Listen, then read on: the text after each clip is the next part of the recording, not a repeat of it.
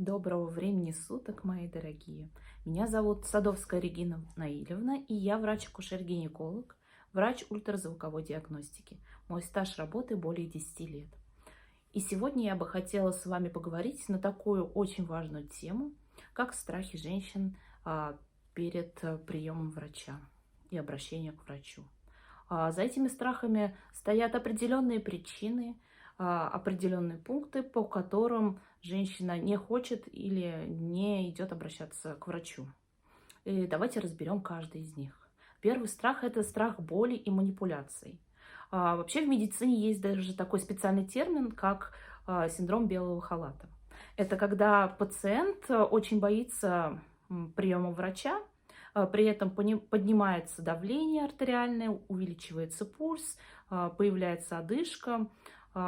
И зачастую это способствует тому, что пациент не хочет приходить на прием в страхе, что с ним происходит что-то не так. Он чувствует себя некомфортно.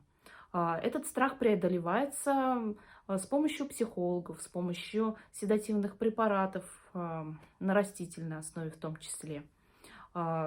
Также страх боли во время манипуляций различных может быть основан на негативном опыте, на негативном личном опыте, либо опыте знакомых, коллег, на опыте женщин с форумов. Сейчас век интернета, век высоких технологий, и женщины очень часто обращаются на форумы, читают их, и зачастую у них формируется большое количество страхов, большое количество установок, из-за которых они не ходят на приемы.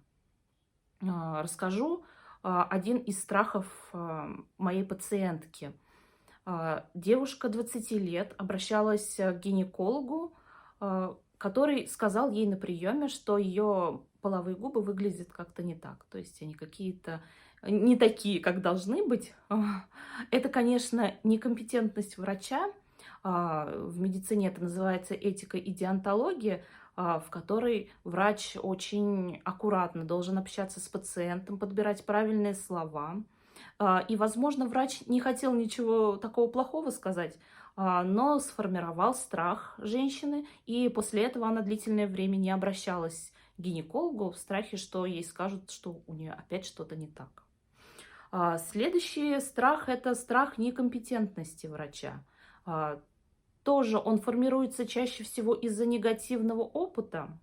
Зачастую женщины, обращаясь к специалистам, не получают должного лечения, не получают должного эффекта от лечения, либо врач не может установить верный диагноз. Здесь зависит, конечно, многое от самого специалиста, к которому обращается. И сейчас один из плюсов интернета – это то, что человек может собрать отзывы, прочитать о враче, о том, какой он специалист, в каких отраслях, областях он силен, отзывы от пациентов также может прочитать, но также есть и негативные опыты. То есть вообще каждый специалист, он узконаправлен. Я считаю, что узконаправленные специалисты – это правильно, потому что даже просто гинеколог, он может специализироваться на патологиях шейки матки, либо он может специализироваться именно на беременных, либо он может специализироваться на вспомогательных репродуктивных технологиях, ЭКО, ИКСИ и так далее. И поэтому чем уже специалист, тем больше пациентов к нему обращается именно с определенным запросом, именно с определенной патологией, с определенной болью. Можно действительно нарваться на некомпетентного врача, такое бывает. Иногда это угрожает здоровью, жизни пациента, это негативный опыт для пациента, но это не повод ненавидеть всех врачей. Это не повод не обращаться за помощью, особенно когда она очень нужна. Третий страх – это непонимание, для чего необходим специалист. Сейчас очень много специалистов, именно не медицинских отраслей, таких как психологи, тарологи, различные кружки, отделы, женские круги, женские практики, в которых зачастую говорят о том, что они помогут избавиться от какой-то проблемы, помогут забеременеть, помогут вылечить цистит. Я слышала много таких, которые помогут восстановить сексуальную функцию организма женщины. Да, конечно, я не умаляю ни в коем случае важности других специальностей, других специалистов, особенно психологов, которые в моей работе очень помогают, и я стараюсь работать с ними совместно. Очень много патологий женских, которые требуют обращения к психологу в той или иной мере. Но тут момент упущения времени бывает. То есть женщина не обращалась к специалисту, она обращалась к какому-то другому, не медицинскому специалисту, и протянула время, и ее состояние ухудшилось.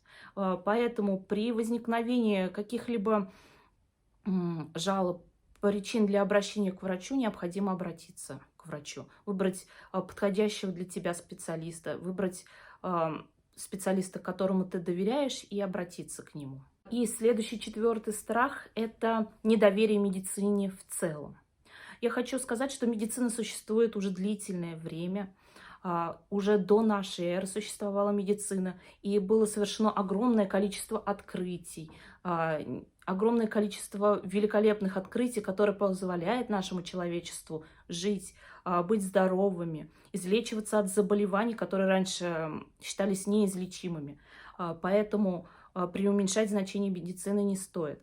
За каждым открытием стоят большое количество исследований, большое количество проведенных опытов, и опытов в том числе с пациентами, то есть излечивание определенных заболеваний, большое количество опытов.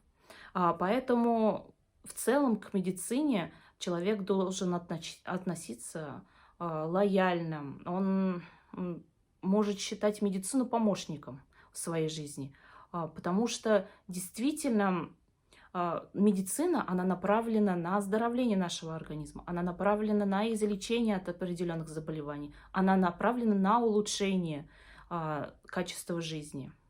Зачастую люди имеют негативные отзывы в целом о медицине, так как считают это коммерцией, особенно если это связывается с фармкомпаниями. Да, действительно имеется большое, огромнейшее количество препаратов, биологически активных добавок, которые более исследованы, менее исследованы, которые помогают в той или иной ситуации. Но именно компетентный врач определенной специальности, в моем случае в гинекологии, может назначить тот или иной препарат.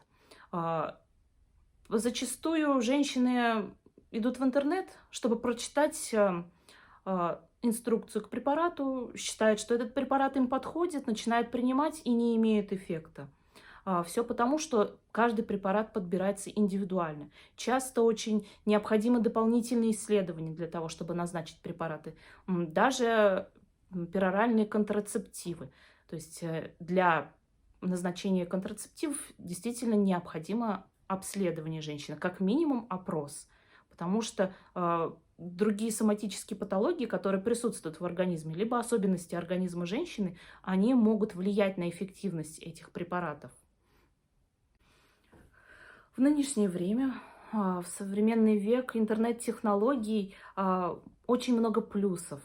Это не только возможность найти подходящего для себя специалиста, прочитать о нем отзывы, прочитать, кому лучше обратиться, но и также возможность связаться с этим специалистом.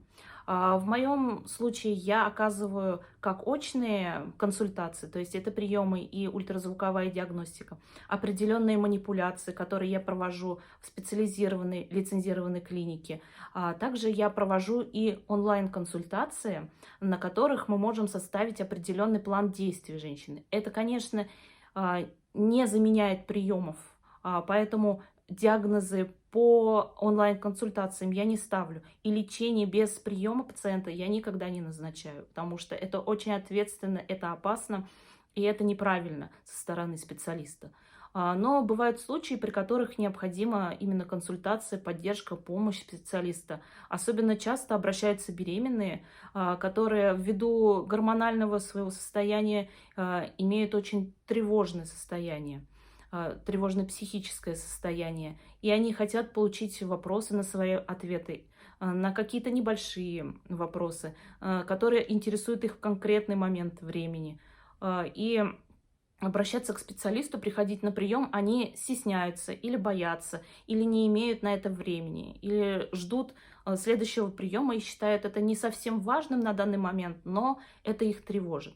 Поэтому для этого существуют именно онлайн-консультации. Поэтому вы можете с легкостью обращаться ко мне за онлайн-консультациями, также приходить ко мне на прием. И я принимаю в городе Стерлитамак, Республика Башкортостан, в медицинском центре Норис, а также в медицинском центре МРТшка. Спасибо большое за внимание. Я буду рада вашим комментариям, вашим вопросам, на которые я с удовольствием отвечу.